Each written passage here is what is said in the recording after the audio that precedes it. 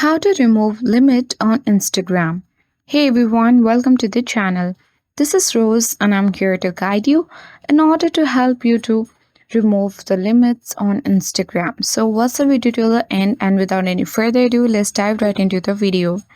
If you have got this kind of errors on your Instagram, simply launch Instagram app on your device. Make sure to log in and sign into your particular account with the help of your credentials. And after that, tap on the profile icon at bottom right corner of the screen. Choose the three-line icon at top right corner of the screen. Scroll to the bottom of the screen. Choose Help under More Info and Support section and select Report or Problem.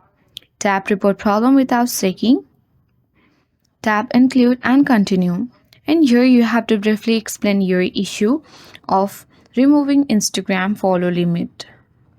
Once you briefly explain the issue, and if you have any kind of screenshots, you can add and upload the attachment here and tap the send button at top right corner of the screen, and your report will be sent and submitted to Instagram team, and after a while your limits on Instagram will be removed. So that's all for today. Hope this video helped you.